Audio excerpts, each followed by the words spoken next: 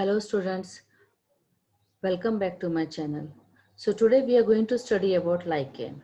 First of all, see, this term lichen was given by Theophrastus. And what is lichen? Lichen is a symbiotic association of algae and fungus. Okay, here symbiotic association means both are beneficial, so we will say plus relationship. We call it as mutualism also.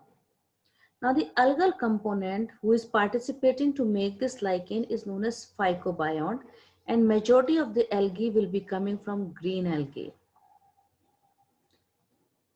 And fungal component who is participating to make the lichen, that fungal components are known as mycobiont, and majorities will be coming from Ascomycetes. So I think so this is clear that lichen is nothing, it is a symbiotic association of fungus with the lower plants, that is algae.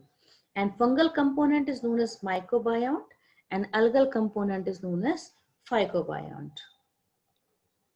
Again, they are perennial. Perennial means they live for many years. Perennial means they live for many years. Their growth is very slow, okay, and they are sensitive to sulfur dioxide pollution.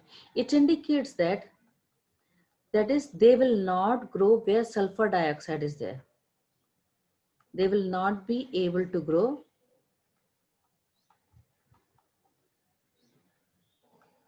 in sulfur dioxide polluted area. Okay, depending upon this, we can identify whether the area is polluted or not. If lichen is growing, if lichen grow, it means sulfur dioxide pollution is not there. But if lichen is not able to grow, we can immediately get an idea that this area is highly polluted.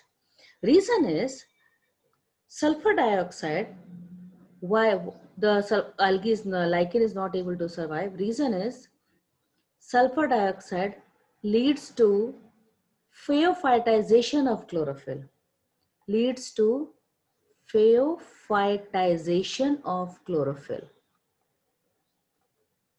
Means when chlorophyll is not able to work, chlorophyll structure is changed and we have removed the magnesium from the center of the chlorophyll. Okay, beta, from the chlorophyll center magnesium what is present, we have removed it. As a result, now chlorophyll structure is not there, so obviously photosynthesis cannot be done. When algae cannot do the work, it cannot prepare the food, and as a result, lichen cannot survive because fungus has to depend on the algae only for the food. So death of the lichen is there. I hope up till here concept is clear.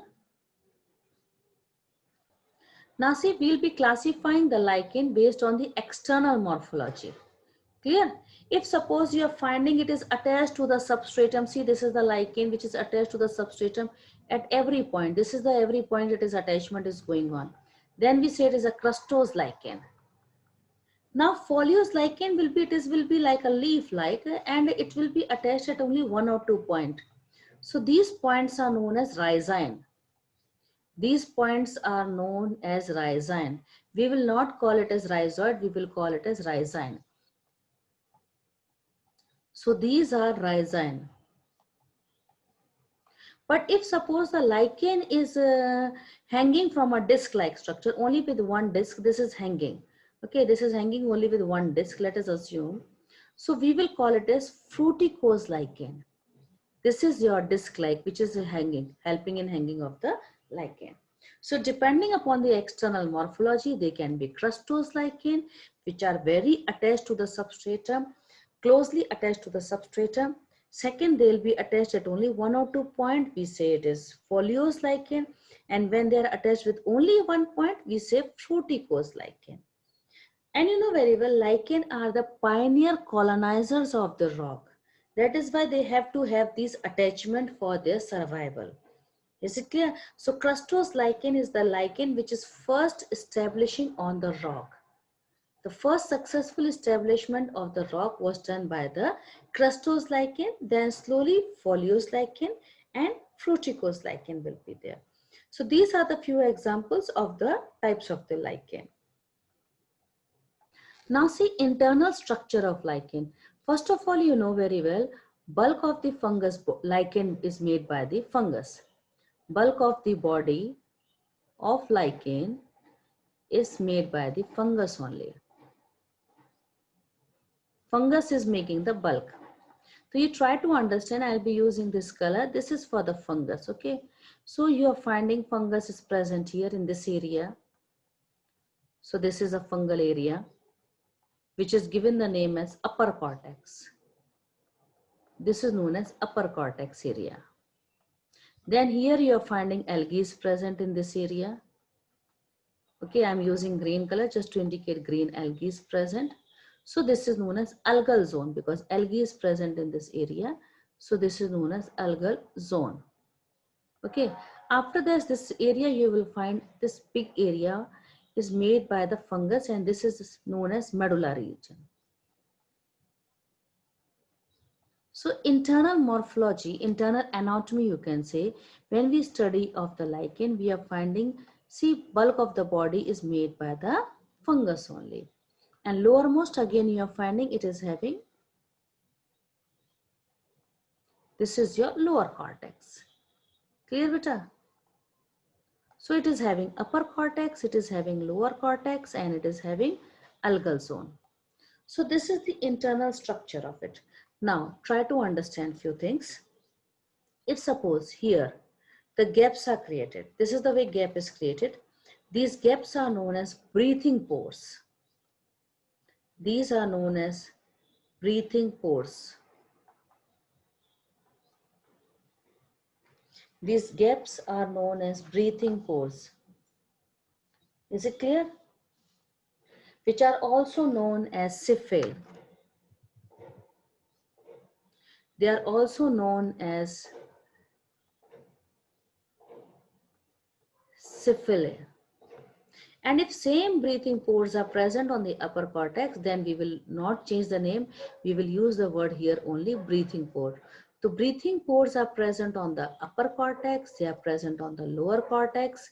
But on the upper cortex, we will say the word breathing pores only. And in the lower cortex, we will say breathing pores are nothing. They are known as sepal. I hope up till here your diagram is clear to you. Now, another thing you will find in them, they are, see one thing, let me draw another diagram. This diagram, try to understand, this is the upper cortex, so is showing the finger-like projections. As a result, algae is also going inside it. So this structure is known as isidia. This structure is known as isidia. Is it clear? So isidias are meant for, they are actually increasing the surface area. They are meant for increasing the surface area. And if suppose, just imagine, suppose this isidia gets separate from here. It gets separate. Then it can give rise to new lichen after dispersing onto the new habitat. If suppose this lichen get dispersed to new habitat, it reach to new habitat, it can give rise to new lichen. Clear? So I think so this much structure is clear. Relationship of these two partners in the lichen. Algal work is to prepare the food. Algae will perform photosynthesis.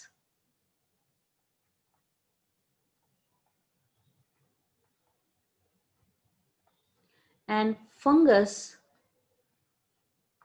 will provide shelter. Okay, fungus will provide shelter and it will help in the absorption of water and mineral.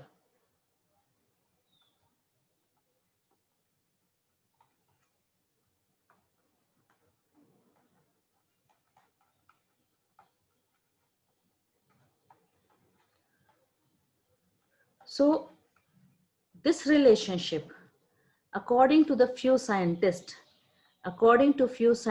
this relationship is also known as halotism relationship.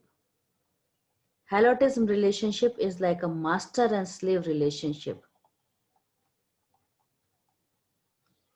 in which fungus is behaving like a master and algae is behaving like a slave. Okay, so few says ki actual mein it is a controlled parasite also. Few, according to the few scientists, it is called as controlled parasite relationship, where fungus is having full control over the algae. It is, lichen is also known as a dual or composite organism. So they call lichen as dual or composite organism.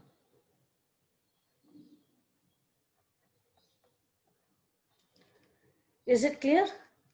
So actually main work of the algae is to prepare food, main work of the fungus is to provide shelter. And according to few scientists, please, this is only additional information because they asked the question, then you should know it. Okay, these terms are used for the lichen association. According to them, few says it is a halotous relationship, few says it is a controlled parasites only. So I hope this topic has helped you to understand what are lichen. Let me revise once again. Lichen is a symbiotic association of algae and fungus in which algal partner is preparing the food and fungus partner is providing shelter and helping in absorption of water and mineral. Algal partner is known as phycobiont and fungal partner is known as mycobiont. These are the few organisms which didn't get any place according to Whittaker system of classification, because here two members are surviving with each other. That is why it is also known as dual organism.